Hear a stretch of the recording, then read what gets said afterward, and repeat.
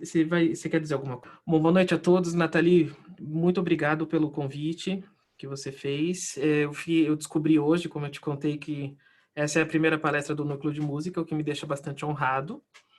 Também quero agradecer a Dimitra, a Helena, todos os que estão aqui, essa instituição maravilhosa que eu tomei conhecimento recentemente e que já admiro bastante. Hoje eu vou falar então sobre a tal da linguagem universal, que é a música. Quando eu recebi o convite para falar com vocês hoje, a primeira coisa que eu pensei, né, e pensando, né, sobre o Centro de Estudos Helênicos, a primeira coisa que me veio à mente é que, assim, os meus conhecimentos de cultura helênica não são tão longos quanto a minha barba. Mas o que é muito mais longo do que a minha barba, mas muito mais longo mesmo, é a relação intrínseca em que esses conhecimentos clássicos têm que ver com a música ocidental. Obviamente, de acordo com todo o pensamento e cultura do Ocidente, mas hoje falando mais especificamente da música. E eu também pensei, né, que veio automaticamente esse dizer, né, que é algo que a gente cresce ouvindo, que a música é a linguagem universal, ou todos se comunicam pela música todos se entendem, e às vezes se desentendem também, né? E o que me faz refletir bastante é que todos esses dizeres, né, ou muitos desses dizeres que fazem parte da cultura do senso comum, às vezes tem raízes muito profundas, num conhecimento muito grande, né, num conhecimento muito profundo, e que eu queria explorar aqui com vocês hoje. Justamente, então, essa relação intrínseca que a gente vai ter na fala, no canto e no afeto. Né? A ideia é mostrar de que maneira esses três elementos se confundem, de certa maneira, tanto na música dos gregos, quanto nessa releitura da modernidade que vai ser ali nos portões de entrada do século XVII, que é o que a gente chama na música de período barroco. E agora, assim, quando a gente fala de poesia, basicamente a gente está falando de música. E durante muito tempo, quando se fala de música, a gente fala de poesia. E eu gosto muito desse termo que eu ouvi a minha orientadora de doutorado, a Mônica, falar. Ela utiliza o termo fala cantar, né, que eu acho muito bom e que eu não vou explicar o que isso significa, eu vou deixar com que vocês percebam. Então, nessa canção que se chama In Taberna, né, na taverna, que está no Codex Buranus. Né, o Codex Buranus é uma das maiores coleções dos goliardos que a gente tem. Os goliardos eram monges itinerantes que viajavam por diversas regiões do continente europeu e também das Ilhas Britânicas. E eles documentaram, ao longo dos séculos XI, XII, XIII, diversas dessas canções que eram feitas no âmbito secular. Embora o Codex Buranus também tenha algumas canções de cunho religioso, a maior parte dessa coleção é justamente do âmbito da música popular, da música de rua, né? E com temáticas das mais diversas, da sátira, as cantigas de beber, amor, tristeza, infelicidade, etc. Aqui a gente vai ouvir, então, uma canção, né, subsidiada por esse desenho interessante que está nesse códex. Vamos ver, então, de que maneira que eles falam e cantam, cantam e falam, e eu acho que a música medieval é um dos exemplos mais claros que a gente pode ter para o início de uma conversa.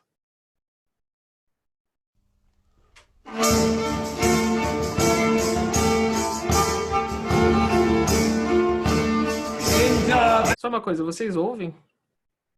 Ah, tá, desculpa. Então vou ver de novo.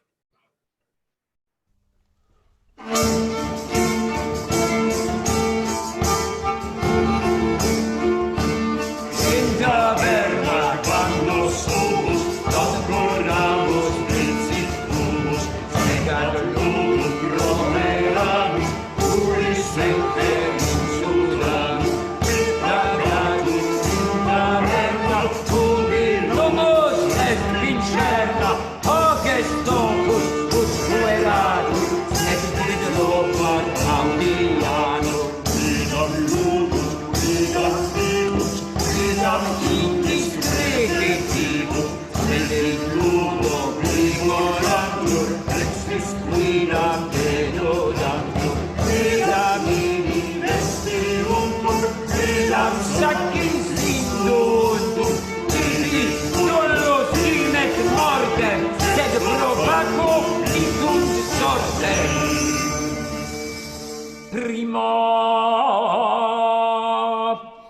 pronumata vini ex hac vibunt libertini. Sime bibunt pro captivis. Postet vibunt provide. Quata pro Christianis cunctis. Quinquies pro fidelibus defunctis. Sexies pro sororibus vanis. Septies pro militibus Silvanis. Octies pro fratribus perversos. Novies pro monacis dispersis. Decies pro navigantibus. Undecies pro discordantibus. Duodeciés pro penitentibus. Et trececies pro iteragentibus. Tal pro tal quam glorete fidunt omnes Ibit terra, ibit terus, ibit miles, ibit pleus, ibit Ille, illa, servus cum ancilla. ibit vela, Niger, albus, niger, constant, vagus, rudi, vagus, pauperes et romus, exules ignotus, puer, anus, regules vitanus, civitano, civitate, civilista, civitille, vivum centum, vivum mille, tarum plura sextumate, cui moderate, vivus omnes fide vita, enteleta, omnes semper et sic eribus ecertem, qui nostrodum confundatus et conjuntus non privatus.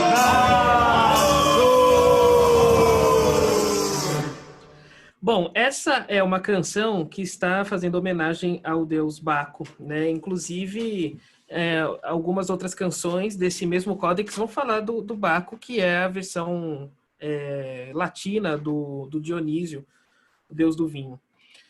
Gente, e aí eu fico me perguntando toda vez que eu ouço essa gravação, né? Na minha concepção, essa é uma das gravações, digamos, mais ousadas das que eu conheço, né? Desse tipo de repertório, e ao mesmo tempo uma das que mais me encanta, né? E ao mesmo tempo a que, de acordo com tudo que eu tenho estudado até então, que talvez mais se aproxime ao horizonte de sentido do início do século XIV, desse repertório. Por quê? Que pena que no CD não vem imagem, né? Porque aí senão chamaria DVD ou Blu-ray, ou chamaria outra coisa. Mas eu fico pensando assim, quando a gente ouve mesmo, o que aqui é música, o que aqui é retórica, o que é teatro, o que é cena, o que é afinado e o que é desafinado. Porque, por exemplo, nós temos um coro no fundo dessa canção que está ali entoando notas de frequência de frequência definida, né? O tal do canto diastemático, e a gente tem uma voz que se sobrepõe, né, de uma pessoa que está ao mesmo tempo falando e cantando. Às vezes a melodia dessa fala dele se complementa com as notas que o coro está cantando, e às vezes não. Isso seria desafinar? Né? E se seria desafinar, o que é desafinar? E, enfim, o afinar ou não, né, quão importante que acaba sendo para esse tipo de repertório e quão que o nosso conceito de afinação também está muito direcionado às práticas mais recentes da história da música. Essa ideia de tocar junto tem muito mais a ver com uma questão ética do que com uma questão prática per se, uma questão assim, essa nota está certa ou está errada. E desde a antiguidade, todos esses tipos de conceito, eles são retomados ciclicamente até pelo menos o século XVIII, que é até onde eu estudo mais, né, nas minhas pesquisas. E justamente hoje eu queria que a gente fizesse um percurso do século, até chegar um pouquinho no século XVII, mas falando um pouco sobre a mitologia grega, porque pelo menos aqui se relaciona bastante com a tal da origem da ópera. Eu não sei quantos de vocês aqui já foram para uma ópera e muitas vezes me perguntam qual é a diferença entre ópera e musical. E eu nunca vou responder essa questão, porque tudo depende do que é ópera no nosso conceito e o que é musical no nosso conceito. Bom, se ópera é teatro com fala e musical também, bom, dependendo de que chave de leitura que a gente coloca isso, eles podem ser sinônimos. Até porque a gente tem fontes dos séculos 17 e 18 que estão ali dizendo que é um drama com música, ou um drama para música, ou um teatro com música, um teatro de música, enfim. Todas essas terminologias, para o nosso desespero, elas não encerram uma conta, né? Elas não terminam num círculo perfeito. E isso é uma das coisas que mais me inquietam e que, ao mesmo tempo, mais me encantam nesses estudos sobre música. Apolo é um nome que é muito recorrente nos estudos das ciências humanas. Eu não sei até que ponto, nas outras humanidades que não as artes, fala-se de Apolo, eu imagino que muito. Só que, para nós aqui, músicos, surpreendentemente, não se fala tanto quanto gostaríamos que falasse. Aqui nessa pintura do Tintoretto, né, nessa interpretação iconográfica, a gente tem representado o Apolo, aqui, tocando lira. Esse instrumento é uma representação de um instrumento chamado lira da Braccio. É muito parecido com o violino, mas eu sei que não é, porque aqui ele representa mais cordas. Proporcionalmente está um pouco maior, né, mas essas questões de proporcionalidade, elas são realmente muito discutíveis. Mas aqui na parte da voluta, ela está orientada na mesma direção que o Cs aqui, ou Fs, né, dependendo de como a gente lê. E o que me faz crer que se trata de uma lira da Braccio, sem falar que a gente tem as cordas pedais desse instrumento. Sem falar que também, no Renascimento, a lira da Braccio era um instrumento que fazia relação com a lira que o Apolo toca na mitologia. Então, não à toa, o Apolo toca a lira que se assemelha ao que hoje a gente chama de harpa, né, que está aqui na primeira imagem. Que está aqui na primeira imagem, né? Essa aqui é a quitara. Então, vocês observem aqui 7 cordas. É importante a gente ver esse número de cordas, que depois a gente vai falar sobre ele. Casco de tartaruga, etc. Né? Esse é o instrumento que Apolo toca. Esse instrumento, inclusive, que, de acordo com algumas versões da mitologia, foi dada de presente pelo seu próprio pai, o Zeus, ou pelo Hermes, né? Que é um outro deus, né? Uma outra figura mitológica. De qualquer maneira, nessa cena nós temos o Apolo, o Márcias e uma espécie de uma banca examinadora. Aqui é o rei Midas. Esse mito é o seguinte, é uma certa contenda que há nessa mitologia dessa figura aqui, que em algumas versões se chama Márcias, em outras versões se chama Pan, depende de que época se trata. E que em várias versões, essa figura do Márcias, ele é metade burro e metade humano. O que todas as versões concordam é que o Márcias era uma figura satírica, era uma figura, aquele tipo de ser insolente e que não tem muita noção do seu próprio espaço, sabe? E a lenda diz o seguinte, né? A mitologia diz o seguinte, a Atena, né, que é uma das grandes deusas da mitologia, ela recebe de presente um Aulus, que em muitas traduções a gente vê como flauta, mas não é bem o que a gente entende por flauta hoje. Esse aulos é um instrumento de palheta dupla, assim como funciona o oboé e o fagote, por exemplo, e que tem um som que é estridente, muito forte, e que é difícil de controlar esse timbre, né? E que exige um certo esforço físico para ser executado. E aí, nessa mitologia, nesse mito, a Atena vê o seu reflexo tocando o aulo e ela se assusta com o que vê, porque o seu rosto ficou deformado com o esforço do sopro. E ela larga o aulo à margem do rio, ou do lago. E aí o Márcio encontra e ele aprende a tocar bem, entre aspas, que a gente vai discutir o que é esse tocar bem.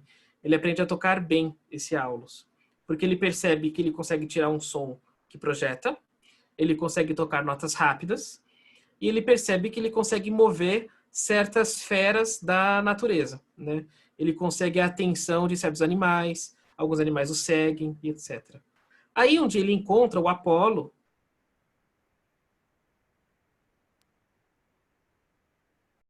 e chama o Apolo para um certo duelo, para ver quem é que toca melhor, quem é que faz melhor música, né? E aí a ideia dessa contenda é que o vencedor poderia fazer dar o castigo que quisesse ao outro, né? Ao seu adversário. O Apolo, ele tem essa figura desse deus pacificador, esse deus ético, né? Se eu tivesse que definir o Apolo em um afeto, eu definiria, pelo menos nas visões musicais dele, como um afeto da temperança. O afeto do equilíbrio, o afeto da harmonia, né? O afeto da eloquência, de toda essa profundidade de harmonia que ele fornece a tudo que ele faz, né? Nesse âmbito da comunicação por meio da música. O Márcias é o oposto, né? O Márcias é aquele tipo de músico que diriam, né, os gregos e os romanos, aquele tipo de música que deixa o ouvinte exaltado, que deixa o ouvinte agitado, que pode fazer com que as pessoas cometam certos impropérios, etc. Quer dizer, seria desviante, né, esse tipo de música que o Márcias faz. Bom, pois bem, quase que por unanimidade o Apolo ganha. Só que o rei Midas vota no Márcias. O rei Midas é uma figura bastante interessante na mitologia, né? Em outro mito, ele deseja com que tudo que ele encoste vire ouro, né? E aí ele começa a encostar nas coisas e ele se vê como o futuro titã, né? O futuro grande governador do mundo. E aí ele percebe que ele não consegue comer mais, né? Porque ele encosta nos alimentos e o alimento também vira ouro. E aí ele pede para desfazer o feitiço e, como castigo, ele fica com orelhas de burro. O Apolo faz a mesma coisa, ele dá orelhas de burro para o Midas também. Então, o que é interessante, se a gente pensar um pouquinho na sinestesia, um pouquinho nos órgãos dos sentidos, né? A orelha é o castigo do Midas, né? Quer dizer, no âmbito visual, ele vai ficar ridículo, né? E é justamente no órgão do sentido que falhou com Apolo, é aquele que é castigado. O castigo do Márcias é um pouquinho mais severo. Ele é esfolado vivo, como a gente pode ver nessa imagem aqui. Nessa aqui, ó. Ele é esfolado vivo. Antes disso, olha que interessante. O Palma Il Giovanni, ele pinta os dois momentos da contenda. O momento em si do desafio e o Midas assistindo, né? Ó, aqui nessa versão aqui ele já está metade animal e metade humano, né?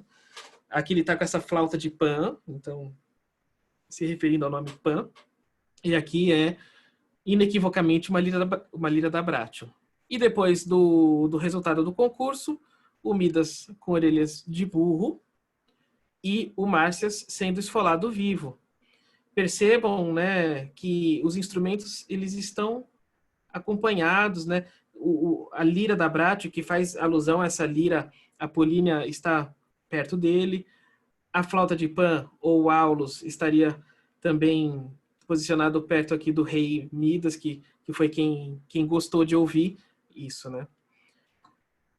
Enfim, a gente tem várias representações sobre esse mito. Então, por exemplo, o O Márcio está sendo esfolado nessa pintura, nessa aqui também, nessa aqui também, nessa aqui também, e nessa, e nessa, e nessa. Realmente parece que alguém tinha que aprender uma lição. O que eu acho incrível dessas pinturas, tanto do século XVI quanto do século XVII,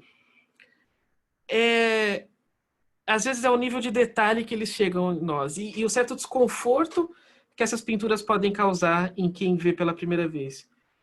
Veja só, né? Eu não sei se tinha alguma criança vendo isso aqui, se tivesse, então, provavelmente alguém fechou, né, o olhar da criança. Se, por exemplo, meu Deus, né, é muito detalhe. A cara de sofrimento, dor, e olhando diretamente para os nossos olhos, né, o Márcio aqui, e a placidez, a tranquilidade, a temperança do Apolo, né? Aquela tranquilidade de quem sabe que entregou um bom discurso. E veja só a lira da Bratio aqui e a flauta ou aulos aqui. Interessante que na maioria das vezes tem alguém olhando, né? Ó, de novo a flauta aqui. Vamos ver nessa. Sofrimento, ó, o espanto aqui de quem assiste. E olha só essa figura, né, que pega a flauta, assim, a flauta cai no chão e essa figura pega e já parece que já vira um ser desviado, né, um ser mais longe daquilo que chamaríamos de virtuoso. E aqui o tal do castigo. Nessa aqui, essa pessoa olhando, eu ainda vou escrever sobre isso, né, sobre os observadores. Enfim, orelhas pontudas, o grito, o olhar, a testa franzindo com a dor e a temperança do Apolo, a tranquilidade. Mesma coisa aqui. Aliás, agora quem olha os nossos olhos é a tranquilidade apolínea. E aqui o Márcio sendo esfolado. De novo. E de novo. Vocês devem estar se perguntando que fascínio que o Marcus Held tem para mostrar essas coisas. A questão é, esse incômodo que eu quero que vocês sintam é intencional. Afinal de contas, a tragédia para os gregos ela tem uma função, de acordo com Aristóteles na Poética, justamente de ensinar as pessoas. Existe uma função educativa nesse tipo de tragédia, justamente, né? A tragédia, ela nos remonta a histórias que são horríveis, né? São obras difíceis de serem digeridas. A gente volta para casa pensando nisso. Então, por exemplo, para quem conhece a história do Édipo, né? O Édipo se casa com a mãe, assassina o pai, arranca os próprios olhos. Não tem final feliz, né? Não tem foram felizes para sempre. A ideia não é essa, desse tipo de arte, e também não vai ser para a música que a gente chama hoje de barroca. Justamente esse tipo de desconforto, esse tipo de pensamento que a obra de arte tem como função, tanto aqui para os pintores do Renascimento e do Barroco, quanto para os autores das tragédias, quanto para os compositores de ópera. Bom, o Apolo, então, por incrível que pareça, e vendo a temperança em seu olhar, ele é o deus da música e da poesia.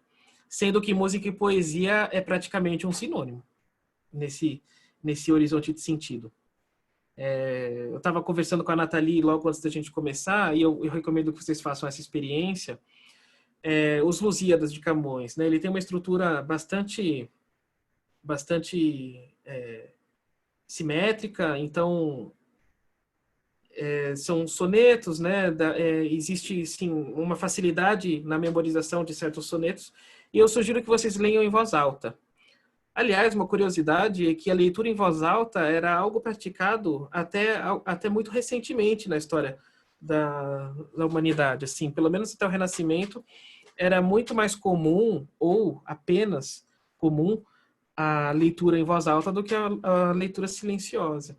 A leitura em voz alta, além de facilitar internamente assim, a nossa memorização, ela nos faz perceber coisas que uma leitura silenciosa não permitiria. Então, por exemplo, o que a gente poderia perceber numa leitura em voz alta dos Lusíadas? É que existe música ali. Se a gente lê em voz alta, e aí eu recomendo que vocês façam, a gente vai perceber uma pulsação rítmica bastante interessante, né? E o nosso corpo já vai automaticamente se mover em relação a isso. Não é à toa que na poesia a gente fala de ritmo, metro, né? Coisas que a gente também fala na música, né? Com olhares diferentes, talvez, entre uma graduação em música e uma graduação em letras, mas o ritmo e metro estão aí para nos mostrar que uma coisa é uma coisa e a outra coisa também é essa coisa, né? Nesse caso, elas não se distanciam tanto quanto a gente imagina. Pois bem, o Apolo, então, é essa figura da beleza. Eu encontro, assim, com muita frequência registros, né, escritos dizendo que ele era alto, bonito, majestoso. E a jogar pelas pinturas aqui, ó, vamos passar um sufoco só mais uma vez. Poxa, eu não estou conseguindo voltar. Aqui. Ele é realmente representado sempre como uma pessoa alta, sempre com o corpo nu, enfim. E o que é interessante, que eu encontrei num dicionário, que faz relação a essas mechas pretas de seus cabelos com reflexos azulados. E esses reflexos azulados são pétalas do pensamento. Então, quer dizer, o Apolo, além dele ser belo, ele não é belo apenas por causa do seu corpo, mas ele é belo por causa de suas atitudes, né? Do seu engenho, da sua inteligência, do seu caráter pacificador e por sua ética. Ele tem bastante ligação com as ninfas e com os mortais, e, portanto, ele tem essa ligação com nós, né, seres humanos. E aí, como eu mencionei também, ele toca a lira, em algumas versões do mito, herdada pelo seu próprio pai, Zeus, e mais frequentemente pelo Hermes. Então, aqui nessa gravura do Carlos Cesio, sobre a pintura do Annibale Carracci, a gente vê aqui o momento em que o Hermes presenteia o Apolo com a lira. Legal. Orfeu é a próxima figura mitológica que é sumariamente importante para as nossas concepções de música que se comunica, música que fala. Porque o Orfeu é filho de Apolo com a musa Calíope. Calíope, que é descrita com muita frequência como a da bela voz. Ela é a musa da eloquência e da ciência em geral. Muito interessante que a gente encontra também com bastante frequência essa relação grande entre ciência, engenhosidade e eloquência. Até porque uma pessoa eloquente, ela precisa ser engenhosa, né? Para uma pessoa poder falar bem, ela precisou ter trabalhado sobre esse falar bem, então, portanto, ela deveria ter trabalhado na sua faculdade da razão. Olha só que interessante, o Orfeu aqui está sendo representado por essa pintura do Snyders, exatamente como o Quintiliano, que é o retórico latino do primeiro século da era cristã, descreve. Ele fala sobre o Orfeu, que quando ele toca a lira e canta, as feras param e se direcionam a ele. A mesma coisa fazem as copas das árvores a se direcionar para o Orfeu. Então, quer dizer, o Orfeu, ele é filho do Apolo, que é o vencedor do concurso, porque a sua música realmente persuadiu grande parte da banca, e ele também tem toda essa representatividade que a gente já viu, né, nesses minutos todos que eu falei. Ele é filho também da Calíope, que é essa musa eloquente. Então, não à toa, o Orfeu vai ser uma figura bastante importante para nós, até porque ele é mortal, né? Ele é mortal e ele vai se casar com a Eurídice, que também é uma mortal, que inclusive no mito ela justamente morre, né? E justamente a tragédia sobre a vida do Orfeu é em relação a esse amor complicado que ele teve. Pois bem, a lira é herdada de Apolo e a mitologia também diz que o Orfeu fez melhorias nela. Então, quer dizer, ele acaba ganhando esse protagonismo na questão da eloquência. Muito mais frequentemente é dado isso a Orfeu do que a Apolo. E sobre a eloquência, eu queria conversar um pouco sobre o emblema da eloquência. Cesare Ripa, em 1593, lá em Roma, ele publica a iconologia. né? Ou emblemas morais. Então, em 1593 ele publica isso, só que esse tipo de obra, assim como o livro do Cortesão, o livro del Cortegiano, do Castiglione, tanto essa obra quanto o Cesaripa e muitas outras foram traduzidas para diversos idiomas e viajou Europa fora ao longo de séculos. Então a gente encontra tanto o Castiglione traduzido para inglês ainda no século XVIII, quanto a gente encontra o Ripa em inglês no século XVIII lá na Inglaterra. E aqui é justamente a fonte que eu utilizo para falar sobre esse emblema. Ou seja, já há mais de um século depois da publicação da primeira edição do próprio Ripa. E essa versão British vai descrever o emblema da seguinte maneira: uma mulher de vestes decorosas e solenes, segurando o cajado de Mercúrio em sua mão, um leão sob seus pés. Demonstra que a força e o poder cedem lugar à eloquência daqueles cuja língua é bem disposta, pois percebemos que a multidão desregrada, embora ameaçando destruição, é logo apaziguada, abaixa seus braços tão rápido quanto houve uma pessoa solene e eloquente. Os brados volumosos são rapidamente convertidos em silêncio, e os bradadores se prostram subjugadamente aos seus líderes. Interessante também esse detalhe que a gente não tem o emblema da eloquência, é da força da eloquência. Em certas descrições e certos textos sobre retórica, a gente vê justamente a retórica munida de armas, né? E a gente também vê a eloquência sendo representada com a alegoria de um jardim. Quer dizer, a eloquência é a maior arma da retórica, mas a eloquência é tão bela quanto um jardim. Vejam só, então, que a arma não é no sentido de destruição, mas é nesse sentido apaziguador, que é justamente o que está descrito aqui no parágrafo 2º dessa descrição. A gente também tem que se lembrar que Mercúrio é o deus mensageiro da mitologia romana, né? É o deus também da eloquência, é aquele que tem que entregar uma mensagem do ponto A para o ponto B, e ele tem que saber se comunicar. E olha só, né, a solenidade da figura da eloquência aqui, com o leão sob seus pés, me faz lembrar bastante da solenidade do Apolo, enquanto esfola o Márcias, né? Interessante, então, esse jogo que a gente tem em relação ao tempo. Ótimo. Vamos falar, então, um pouco sobre música. Orfeu, justamente, foi um dos grandes temas do início da ópera, né? Essa grande manifestação artística que é a ópera, porque ela envolve literatura, música, drama, dança, orquestra, grupo instrumental, cenografia, projeção de telão, iluminação, maestro, solista, camarim. Quer dizer, ópera é uma coisa que desde a sua gênese, no início do século XVII até hoje, é caro para fazer, dá trabalho, mas é sempre um grande sucesso, é sempre uma coisa que muitas pessoas se impressionam, porque justamente é a união de muitas artes. E eu fico pensando, é a união de muitas artes ou é a grande arte? Enfim, isso daí pode ser discutido de acordo com o século que a gente quiser. Mas eu queria justamente falar um pouco sobre a ópera intitulada Orfeu, que é do Cláudio Monteverdi. Antes de eu falar mais detidamente sobre essa ópera, eu quero que vocês ouçam o momento em que o Orfeu se depara com a morte da Eurídice. Então, o Orfeu, eu vou dar um spoiler de um mito que já tem uns 2000 anos, e de uma ópera que tem já bem quase 400, né? Mas eu acho que tudo bem. Não vou estragar a grande composição do Monteverdi. Bem resumidamente, o Orfeu está festejando que ele vai se casar com a Eurídice, e a Eurídice, ela é picada por uma serpente e ela morre. Vou até aí no spoiler.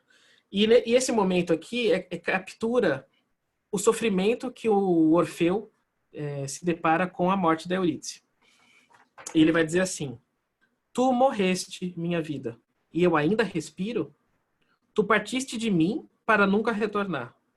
Deveria eu permanecer aqui, Não, pois se os versos nada podem fazer, vou, em segurança, aos mais profundos abismos, e, tendo suavizado o coração do rei das trevas, eu a trarei de volta comigo, para olharmos as estrelas novamente.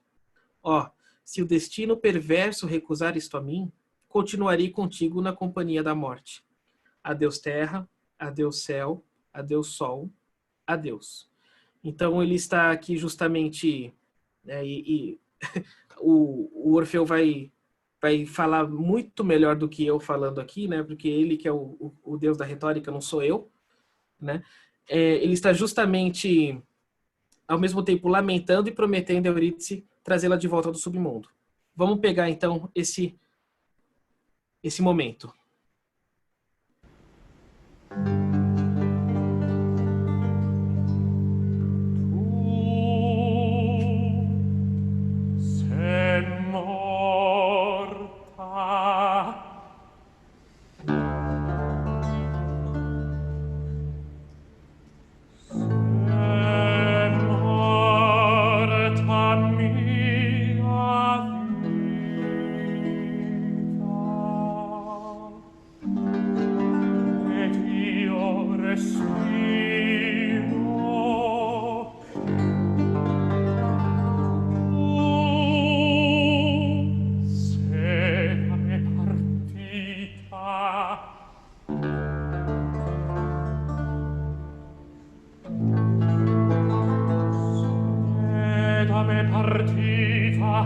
Per mai più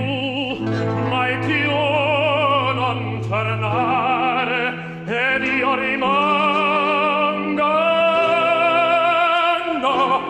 No,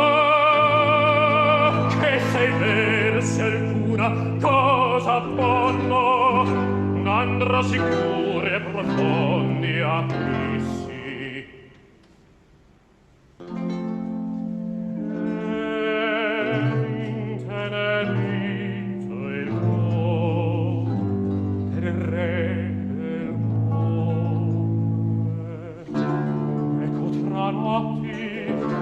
Rivedere stelle,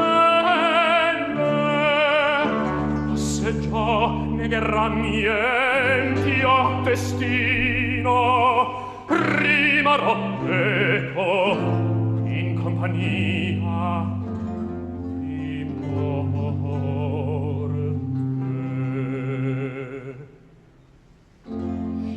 Addio, terra,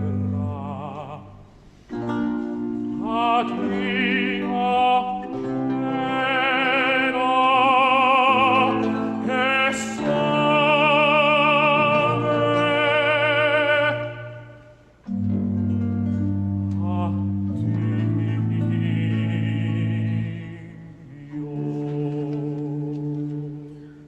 Eu não sei vocês, mas toda vez que eu ouço isso eu me arrepio muito.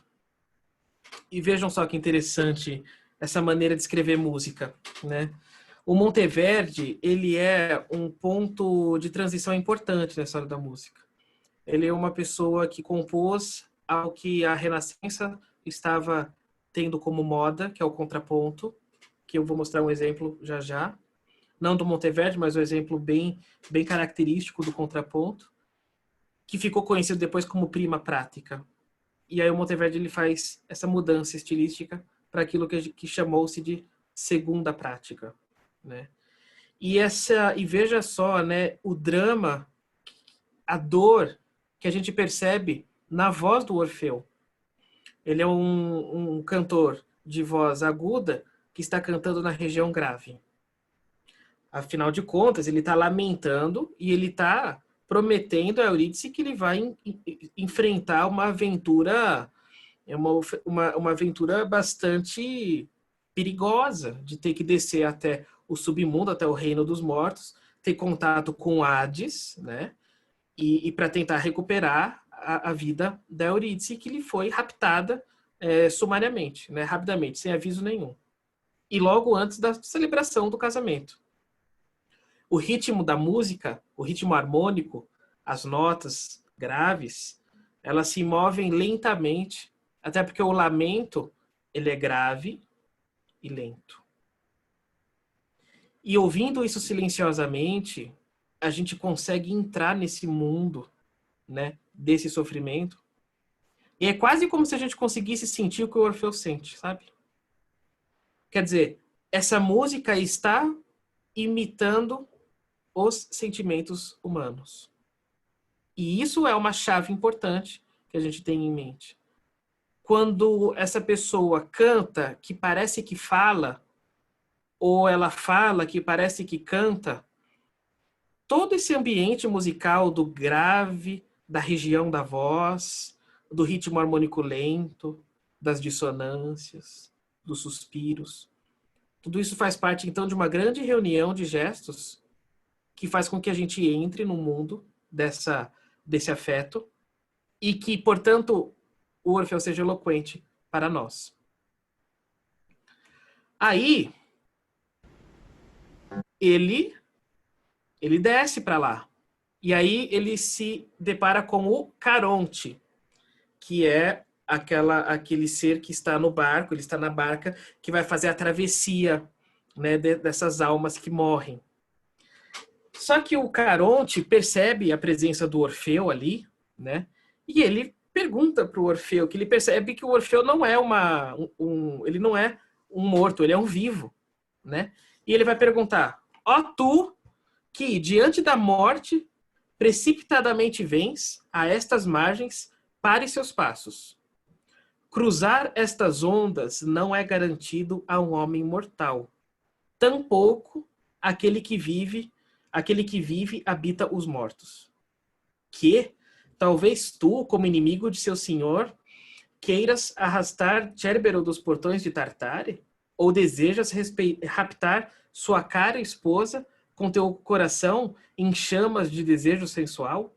Contento a louca audácia, pois em minha barca nunca mais adentrará um corpo vivo.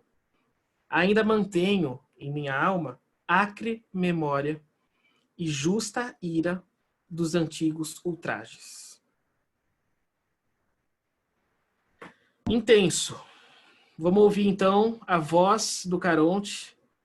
E eu já pergunto, ela vai ser uma voz grave ou vai ser uma voz aguda?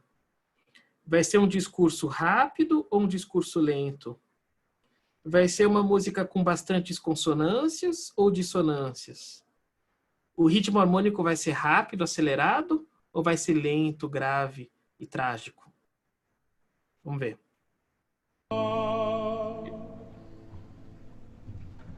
Oh, tu, innanzi morta queste rive, temerario te vieni, arresta i passi, solcar quest'onde, a buon mortal non dassi, ne poco morte albergo aver chi vive, che vuoi forse nemico al mio signore, Cerbero trar dalle tartarre porte, or rabbierrami sua cara consorte, d'impudico desire acceso al cuore, con freno al folle ardir che entra al mio legno,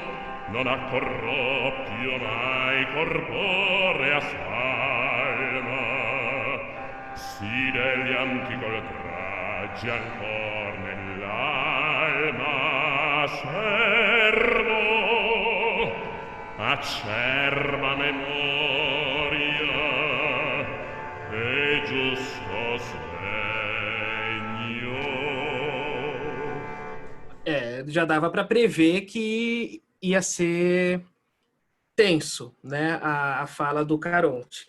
Então ele está, né, desafiando, ele está realmente questionando o Orfeu o que ele está fazendo ali, e já tá querendo dar a entender que não vai dar certo esse projeto, né? Coisas interessantes aqui que a gente não pode deixar passar. Musicalmente falando, eu não sei se deu para ouvir muito bem a gravação, fora do Zoom, eu sei que dá para ouvir com bastante clareza, mas o Caronte, o tempo inteiro, falou e cantou, ou cantou, sob a égide de um instrumento que estava ali com som constante. Esse instrumento se chama regal. O regal é um instrumento de teclado, né, parecido com o piano. Então, por exemplo, o piano é um instrumento de teclado que os martelos percutem as cordas. O órgão é um instrumento de teclado cuja ação da tecla faz com que uma coluna de ar preencha um tubo. E o regal faz com que uma coluna de ar mova palhetas duplas e faça esse som estridente, difícil de manejar e que incomoda. Então, esse instrumento, o regal, ele está representando ao mesmo tempo o incômodo da morte, essa atitude do Caronte em relação ao Orfeu. O Orfeu nem falou nada ainda com o Caronte, mas ele já falou um monte de coisa, né? E também representa o instrumento do submundo, aquela coisa que a gente sente medo. E olha só quem acompanha o Orfeu, e o Orfeu vai responder para o Caronte. Veja só como ele fala bem, muito melhor do que eu. Espírito poderoso e Deus formidável, por quem não deixais passar à outra margem, uma alma liberta de seu corpo presumis em vão. Eu não vivo, não. Desde que minha querida noiva teve sua vida raptada, meu coração não vive mais comigo. E, sem coração, como pode ser que eu ainda viva? Por ela fiz meu caminho através do ar cego, não ainda ao inferno. E o inferno a gente pode traduzir, na verdade, como Hades ou Plutão. Ele está falando mais da figura, né, mitológica. Pois, onde quer que estivesse tanta beleza, o paraíso está consigo. Então ele está falando da beleza da Eurídice. Sou Orfeu, que segue os passos de Eurídice, a esses solos tenebrosos, onde nenhum homem mortal jamais chegou. Ó, luz serena de meus olhos. Já então, de novo, falando com Eurídice. Se um vosso olhar pode retornar a mim com vida, quem negará conforto às minhas aflições? Apenas vós, nobre Deus, podeis ajudar-me. Não deveis temer, uma vez que, em uma lira dourada, tangem dedos armados somente com doces cordas, contra as quais a alma impiedosa tenta, em vão, resistir. Beleza. Então o Caronte foi acompanhado pelo regal, esse instrumento que a gente nem ouve falar, porque na verdade a gente evita mesmo. Assim como a gente fala sobre a morte, fala, não, vamos mudar de assunto. O Orfeu aqui está sendo acompanhado, vamos ver por quem.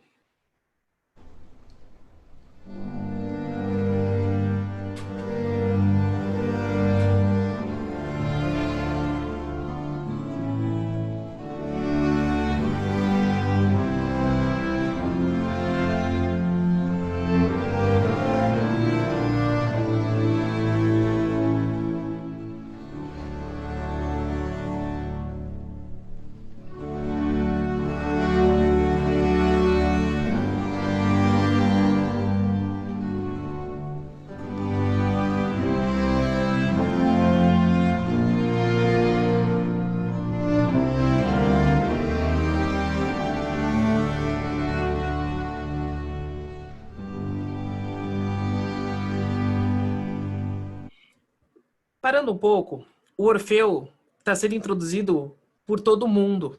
E aí vocês vão perguntar, mas ele não toca a lira? Sim, pois é, ele toca. E é justamente que a história da ópera, ela se confunde com a história da orquestra, a história do nascimento da orquestra. Tanto a ópera não tinha esse nome na época, quanto a orquestra também não tinha esse nome naquela época. Esse grupo instrumental que está subsidiando o canto de Orfeu, já nessa que é a terceira ópera da história da música, ela é uma figura de linguagem. O grupo orquestral é o que subsidia a eloquência do Orfeu. Quer dizer, se ele apenas fala, ele não é tão eloquente como quando ele canta também. E se ele só cantasse sem instrumento, o seu discurso também não seria tão persuasivo. Quer dizer, assim como o Aristóteles realmente percebe e escreve sobre na política, né? Realmente A lira, a quitara é um instrumento muito melhor que o aulos, porque permite que você toque e cante, e fale, e faça tudo de uma vez. O aulos não. O aulos você só vai fazer uma coisa por vez. Então, a gente já tem aqui mostrando a força que o Orfeu vai ter sobre essa figura do Caronte. Ó, muito bom. Vamos ver de novo, né? Isso daqui foi de uma agudeza magistral do diretor de cena. O momento em que ele tange a lira. E percebam também agora como a maneira dos violinistas tocarem se assemelha com a maneira como o Orfeu canta.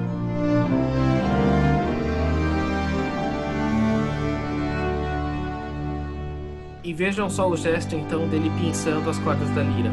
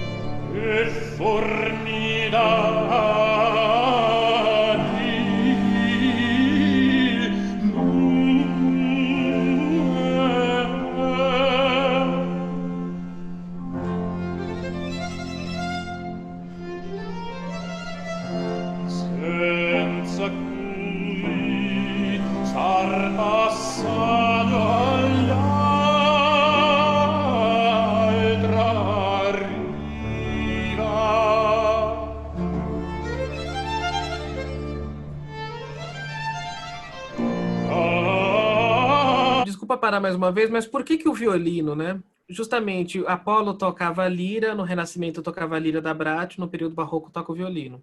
O Orfeu também, então, né? De violinista para violinista.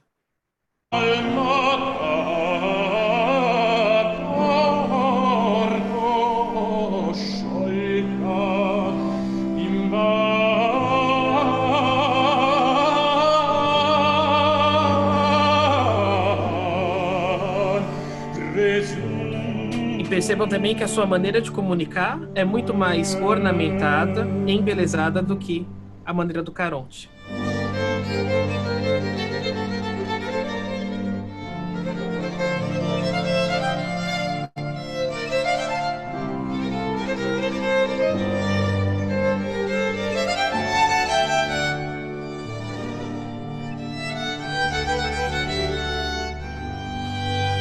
Agora ele vai falar, sou Orfeu.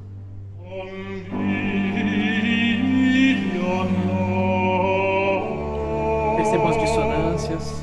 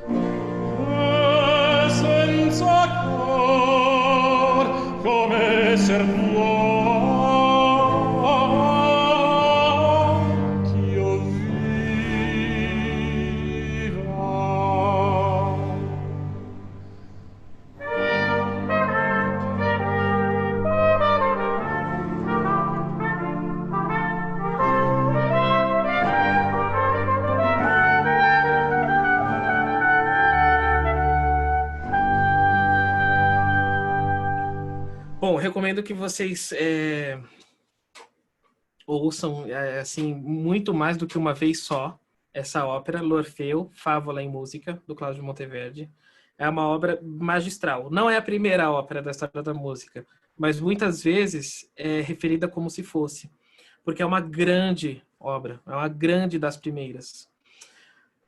Então, depois o Caronte ele vai responder para o Orfeu e vai falar: bem que me encantas, deleitas meu coração, cantor desconsolado, com teu pranto e teu canto. E aí a gente vai pensar, poxa, deu certo. Ele fala, mas longe, longe deste peito, reside a piedade, um afeto indigno de meu valor. Então, a primeira tentativa do Orfeu não deu certo. Mas depois o Orfeu repete o canto, toca de novo, e o corpo do Caronte adormece. Né? Que o corpo não resistiu à música. E aí ele entra na barca e faz a travessia. Bom, o Orfeu, então, ele tem contato com o Hades e ele consegue convencer, então, por meio de sua música retórica, a sua música comunicativa, com que o Hades permita o seu projeto. Então, ele vai falar, então você vai lá, você vai buscar Eurídice. Desculpa a linguagem coloquial, né? Mas só para não ficar muito academicismo. Então, você vai lá, faz o que você tem que fazer, só que você não pode olhar para trás. Essa é a exigência. Não pode olhar para trás. Tá bom. Ele vai, pega a Eurídice, e aí tem muitas pinturas que também representam esse momento, ele olhando para frente e Eurídice atrás. Só que ele pensa tantas coisas, ele fica inquieto, é saudade, ou será que ela está realmente aqui comigo? Será que vai dar certo? Será que ela ainda está viva? E aí ele olha para trás. E aí, como o acordo era não olhar para trás, ela é raptada novamente, e aí ele nunca mais tem contato com a Eurídice. E a ópera acaba assim. Não foram felizes para sempre. Não deu certo. A continuação do mito do Orfeu, então, vai nos dizer que depois ele perde um pouco o rumo de sua própria vida e ele acaba sendo morto, né? Ele acaba sendo assassinado. Bom, ele prometeu ali, né? Ele prometeu ali naquela área tu se morta, que ele fala, né? Se o destino perverso recusar isto a mim, continuarei contigo na companhia da morte. Então ele já deu o indício de que se não desse certo, ele ia preferir não viver. Bom, de uma forma ou de outra, ele realmente não viveu. Isso realmente me dá muito frio na barriga quando eu falo essas histórias. E aí, justamente, essa nova geração vai estar promovendo essa maneira de fazer e pensar música como eu estou apresentando a vocês, em contraposição a esse exemplo um pouco extremo, é verdade, mas que eu queria que vocês ouvissem, pelo menos um pouco. Eles vão justamente Girolamo May e Vincenzo Galilei, que eu vou ler um pouquinho já, só para a gente ter um pouco de subsídio teórico, né, sobre esses pensamentos. Eles vão falar qual música realmente imita a natureza. Aquela música que imita a natureza dos afetos, aquela música que imita a natureza humana, as dores, as afecções, as nossas angústias e as nossas alegrias? Ou é a música que retrata pássaros, ou retrata algum tipo de cena, no sentido de que faz onomatopeias? Sem falar que a música, para ela ser bela, ela precisa ser complexa, ela precisa ter múltiplas vozes, múltiplos movimentos e virtuosismos? Ou a música que é realmente virtuosa é aquela música que realmente, por sua simplicidade, ela se torna profunda? Bom, então justamente o oposto do Monteverdi, pelo menos desse Monteverdi que a gente ouviu agora, o do Orfeu, seria, por exemplo, o Clément Jarnecamp. Réveillez-vous, car endormis, les yeux d'amour vous sont. Réveillez-vous, car endormis, les yeux d'amour vous sont. Essa música se chama O Canto dos Pássaros. Então, como faz falta o Orfeu nessa pintura?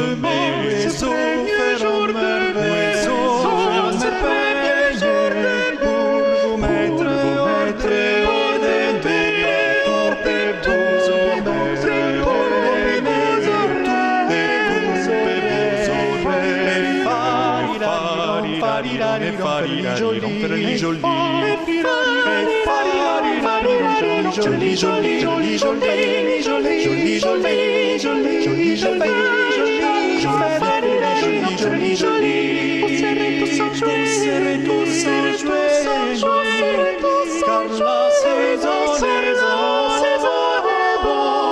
Vous serez tous enjoués, car la saison est bonne.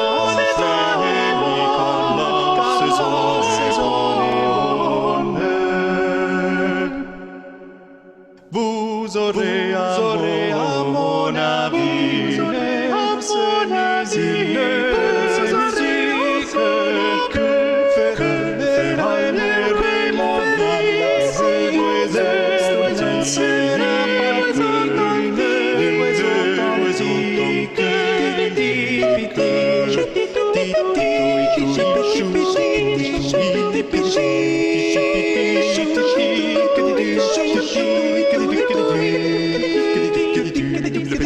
Sonner de Paris.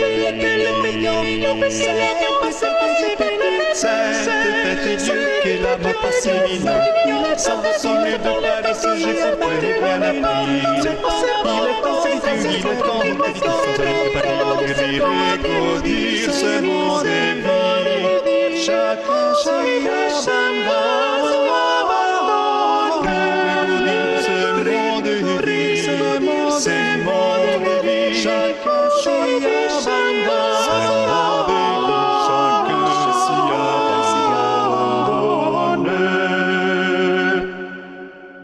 Rossignol du bois joli, à qui la voix sortie, pour vous mettre hors d'entrée, gorgée, car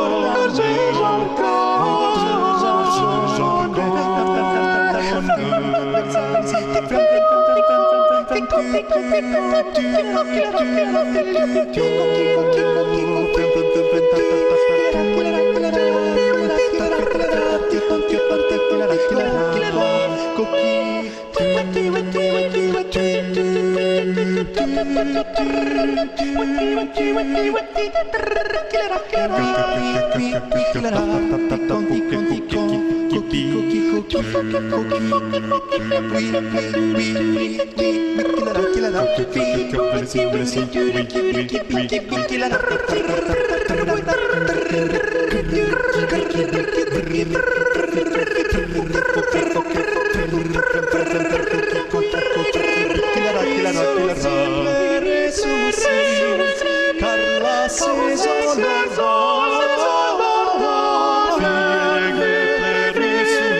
Pleurer sous soucis, car la saison est bonne.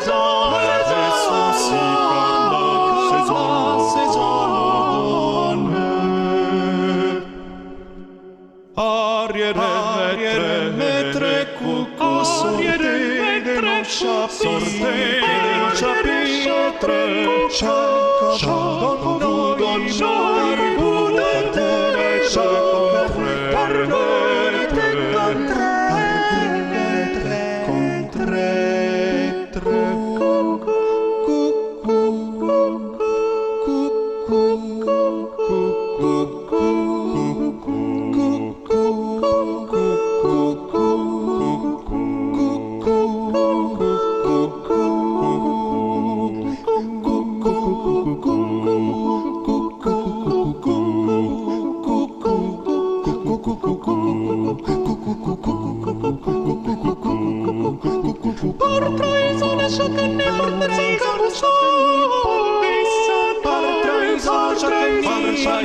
chacun y pondrait 50.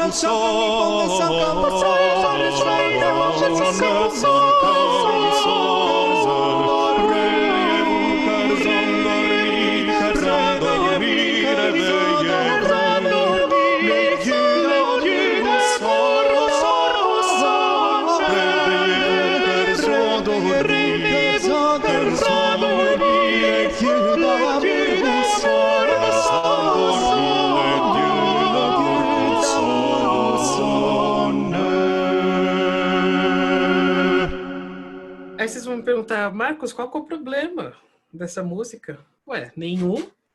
Só depende da maneira como a gente se aproxima dela. Olha, é óbvio que essa canção aqui, essa chanson, ela não vai resumir o Renascimento inteiro. Claro que não. Porque quando a gente fala de música renascentista, além da gente falar de um século todo, a gente tem toda a tradição dos madrigalistas franco-flamengos, italianos, a gente tem os polifonistas católicos, Josquin des Prez, Ockham, a gente tem Palestrina na Contra-Reforma, nós temos também as iniciativas luteranas ali entre os germânicos, e depois a gente tem os calvinistas, enfim, a gente tem muita música ali no Renascimento, de músicas de diversos tipos. Mas esse tipo de música em particular que a gente ouve agora, e que também não resume a obra do Janequin, é uma coisa particular, de particular interesse para nós, porque tanto o May quanto o Vincenzo Galilei, eles vão criticar aquela música que apenas excita os nossos órgãos do sentido. Então, o que acontece? Eu e vocês sorrimos com essa música aqui, não é? A gente já fica lembrando do cuco, do pim, piririm, piririm, que a gente fica ouvindo, do trim e tal. E às vezes a gente lembra muito mais dessa música do que tudo que a gente ouviu do Orfeu, com todo aquele drama e tal. E isso incomoda um pouco. Porque assim, poxa vida, essa música é muito difícil de se escrever, mas ela é tão fácil de receber. Então, estou me colocando no lugar desses debatedores, né? Então, quer dizer, qual que é o grande objetivo dessa música? É ser algo que mostre uma habilidade superior de composição, ou é uma música que te fará uma pessoa melhor, porque você aprendeu com aquilo? É uma música que imitou o canto dos pássaros, ou é uma música que imita o canto do seu sofrimento? O que te ensina mais? Né? São questionamentos que são bastante profundos, na verdade. Outra coisa, Aristóteles, na Política, se a gente lê só essa frase, assim, esse início, ele vai falar que a música em si não tem utilidade. Porque ele vai falar, a música em si ela não tem utilidade, ela não é algo que se a gente não é todo mundo pode ouvir ou falar isso, né? Porque a música ela em si não serve para nada. Não serve para nada. Você vai passar um bom tempo ali no ócio, aí já começa a desenvolver a argumentação. Você vai desenvolver um tempo ali no ócio, em vez de você ficar jogando, você pode aprender a tocar um instrumento. Aí você também pode aprender a se comunicar com o seu instrumento. E aí, quando a gente fala de tragédia, que tem música, ou que é música, ou que tem poesia, que também é música, e que tem dança, que é uma versão da música de outra maneira, então a música ela tem um papel fundamental na formação de um cidadão. Mas qual música? E aí é o que eu quero que vocês vejam, essas reflexões do final do século XVI, que estão aqui centralizados na cidade de Florença, Camerata Fiorentina. Jacopo Peri é o autor das primeiras obras, que a gente chamaria hoje de ópera. Não é o Monteverdi. O Peri, ele faz parte desse grupo de intelectuais humanistas da elite florentina que estavam ali se reunindo na casa do conde de Bardi e estavam ali debatendo filosofia, artes em geral, e na pasta da música era justamente essa contenda entre o contraponto e a monodia. O que uma coisa representa para a humanidade, o que a outra coisa também representa. E a primeira ópera que vai sair dessas discussões do Jacopo Peri vai ser uma ópera intitulada Daphne. E a Daphne é com quem o Apolo tem o seu primeiro drama, tem a sua primeira tragédia amorosa. Segundo a mitologia, Eros lança uma flecha do amor no coração de Apolo e uma flecha da repulsa no coração da Daphne. E então o Apolo fica perdidamente apaixonado por alguém que não vai retribuir seu amor jamais. E aí ele persegue ela, né? E ela, com medo, suplica para que ela seja transformada em alguma coisa para ela poder se livrar disso. E aí aqui essa escultura do Bernini mostra o momento de sua transformação, ó, nos cabelos. Né? E depois o Apolo vai colocar isso em volta da sua cabeça. E, não obstante, o Jacopo Peri nessa gravura está sendo representado muito parecido com o Apolo, né? Ele está aqui com a coroa de louro na cabeça, a lira, né? Ele está vestido de uma maneira decorosa e ornamentada, assim como estava a força da eloquência. E aqui o seu corpo está representado como sendo alto, majestoso e belo. Olha que interessante, então. A gente está tendo, né, uma relação de autor, né? O autor escreve uma ópera sobre o Apolo, sobre a Daphne, e ele acaba sendo representado como o deus da própria arte musical. Muito interessante, né, a gente fazer esse tipo de leitura. E alguns desses muitos pensadores... Vamos ouvir primeiro um pouco do Jacopo Peri, porque senão fica muito no campo só da fala, né? Fala é música também, mas a música precisa nos falar mais atualmente. Eu quero que vocês ouçam um pouco o Jacopo Peri. E vejam só que instrumento que está fazendo o baixo contínuo aqui.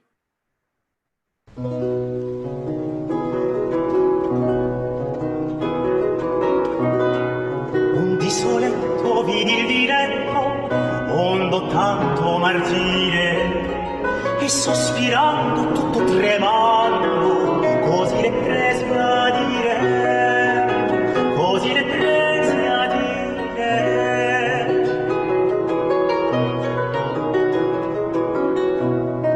O tu che mandi con dolci sguardi, come si bella appari, e la veloce sciolse la voce fra vaghi riti e campi, fra vaghi riti e campi. A gente pode reconhecer muitos elementos da fala aqui nesse canto. Sul volto rotte l'alba mi pose, lume subito il sole, negli occhi amore il suo splendore, come nelle parole, come nelle parole.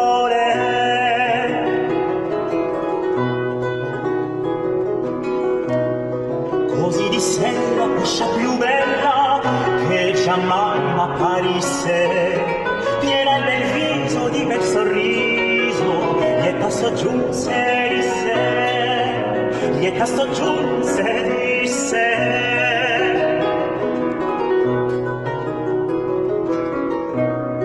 O tu che tardi a dolci sguardi, come si Cristo appari, ed io veloce sciolse la voce fra caldi pianti amari, fra caldi pianti amari.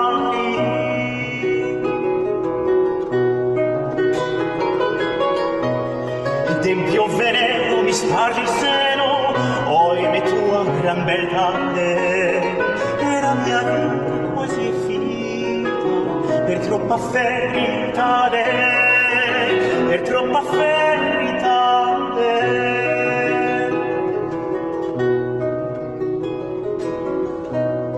Ella per gioco sorrise un poco, indi mi si nascose.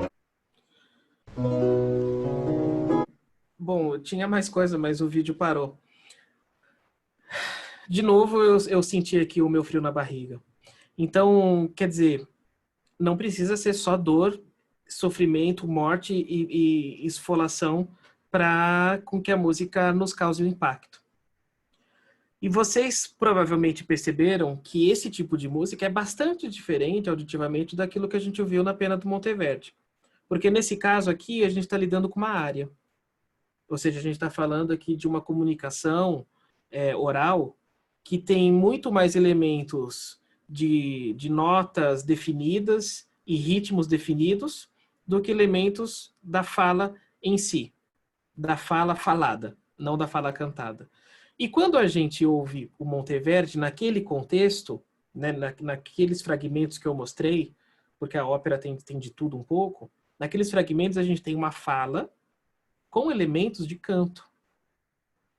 E uma complementa a outra, na verdade. E a gente está falando aqui do Peri, que foi o primeiro autor das óperas e um contemporâneo de Monteverdi. Essa área aqui está numa coleção chamada Le Varie Musiche, né, as várias músicas, de 1609, que é o mesmo ano, não, 2 anos depois da publicação do Orfeu, do Monteverdi. A primeira ópera, Daphne, do Peri, que a gente só tem alguns poucos fragmentos atualmente, ela foi escrita ao redor do ano 1594 e acabou tendo sua primeira apresentação em 1598. E a segunda ópera que a gente tem, né, completa também é do Peri, que é L'Euridice. Né? Então ele está escrevendo as óperas sobre os mitos de Apolo e de Orfeu, né, por meio das figuras femininas. E aí o Orfeu finalmente vem com Monteverdi. Ótimo. Agora que a gente conhece, então, esses lados da música, eu quero refletir um pouquinho com vocês sobre textos. Textos dessas pessoas que frequentaram, então, esse círculo de notáveis da Camerata Fiorentina. A gente tem aqui uma carta muito importante para a história da música, que é a carta do Girolamo May, endereçada ao Vincenzo Galilei, que é o pai daquele que falava que a Terra não era plana. Né? E aqui a gente também tem a coleção Le Nuove Musiche, que é de um compositor, o Vincenzo também era, um compositor chamado Giulio Caccini. Né? O Giulio Caccini vai publicar em 1601 essa coleção, que são as novas músicas. Não são novas músicas apenas porque elas estão sendo compostas naquele momento e estão sendo publicadas pela primeira vez em 1601. São as novas músicas porque são as novas maneiras de poder se fazer música, que não a maneira contrapontística que a gente ouviu ali. Vamos ver o Girolamo May. Essa carta é de 1517, se eu não me engano. Não, 1500 e tanto. Não é 17, não. É mais para frente. Depois eu vou lembrar. Girolamo May, então, é uma carta razoavelmente longa. Eu vou ler alguns trechos. Ele cita, por exemplo, uma frase do Plutarco. Ele fala assim, o Plutarco: as áreas de 3 notas, com sua simplicidade, sobrepujam aquelas variegadas e de múltiplas notas. Ele citou o Plutarco. Aí ele vai explicar, o Girolamo May. E ainda que estas áreas fossem de 3 notas, simples, elas superavam e venciam aquelas outras que eram variadas e de muitas notas. Plutarco, pois, não quer dizer que os gregos cantavam ou tocavam as 3 vozes simultâneas, como hoje se ouve na música de alguns grandes artífices, os quais, engenhosamente, em algumas passagens, fazem soar ao mesmo tempo, sobre uma mesma viola, 3 ou 4 áreas ou partes.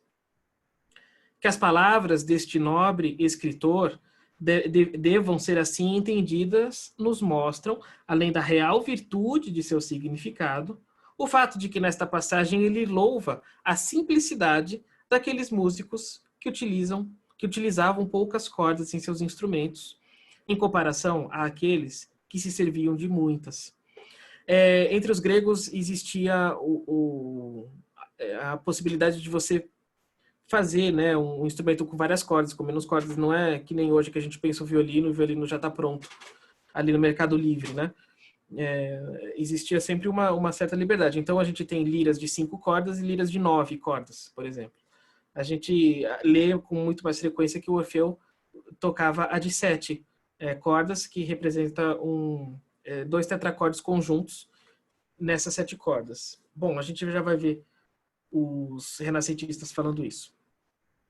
Continua Girolamo May. O que estes músicos entendiam por cantar em harmonia nada tinha a ver com consonância. O que imediatamente compreende aquele que, tendo algum conhecimento de grego, dele pode captar a própria virtude do significado da palavra e de seus derivados. Em verdade, a harmonia dizia respeito à composição de uma área que fosse cantada de forma bem adaptada e adequadamente conexa à divisão e distinção dos intervalos entre as notas do gênero que, isoladamente ou unido a outros, a cada caso era utilizado para se tocar e cantar. As palavras e versos de Vigílio, ele cita, as vozes divididas em 7 partes se contradizem. Então, essa frase de Vigílio não quer dizer, creio eu, ou crê, Girolamo May, que Orfeu tocasse 7 partes em sua lira ou acompanhasse o canto do coro com consonâncias, mas que, com sua lira constituída por 2 tetracordes conjuntos e de 7 cordas apenas, a fazia quase falar. Olha só. Né? Apenas 7 notas faziam a lira do Orfeu quase falar. Nos coros, antigamente, né, antigamente mesmo, ali nos gregos, o canto era o elemento principal. E o som, sem palavra, puro, um quase seu servidor que o acompanhava. Então, naturalmente, o canto, no homem, era o verdadeiro. E o som, a imagem deste canto. Ou seja, a palavra vem antes de qualquer outra coisa. E não a música. Porque um dos argumentos desses pensadores é que está pensando muito mais em som, aquilo que a gente chama de música, do que na própria palavra que está ali sendo cantada. E isso talvez não seja uma atitude engenhosa, né, de acordo com todos esses conhecimentos aqui que o Girolamo May e todos esses outros pensadores da Camerata Fiorentina estavam desenvolvendo ali no final do século XVI. Uma outra passagem, que aí ele fala mais detidamente da região da voz, que eu conversei com vocês sobre o Caronte, sobre o Orfeu e etc.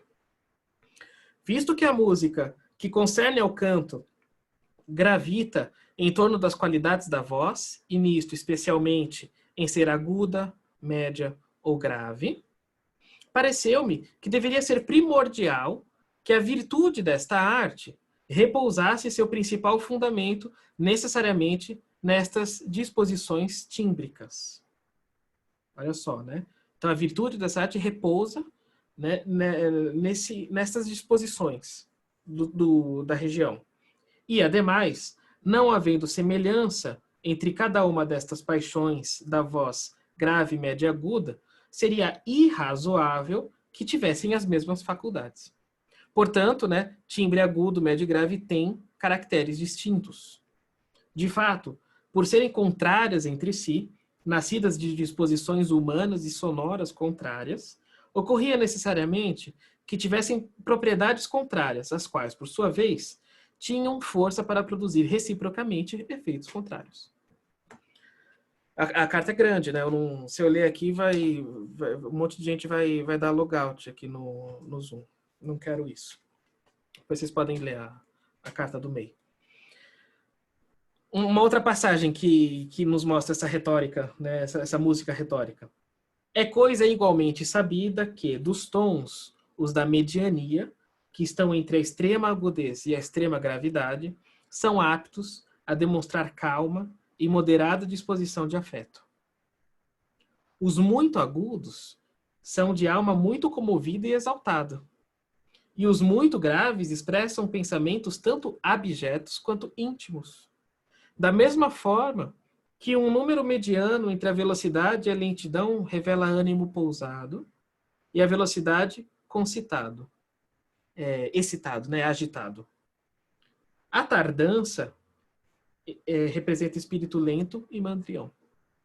E é claro que, em conjunto, todas essas qualidades da harmonia e do número hão de haver na alma de outrem, por suas naturais faculdades, aquelas afeições semelhantes a si próprias. Vejam só, então, que eu fiquei um tempão falando que fala e canto é a mesma coisa, mas aparentemente fala, canto e afeto também são a mesma coisa. É como se canto fosse afeto, como se canto fosse afetar e fala fosse cantar. Fala é afeto e, quer dizer, música é afetiva. A música verdadeira é aquela música que nos move enquanto seres humanos, não apenas que deleitam as nossas capacidades auditivas. Por exemplo, o instrumento da voz... Ai, gente, desculpa, eu não sei usar a internet.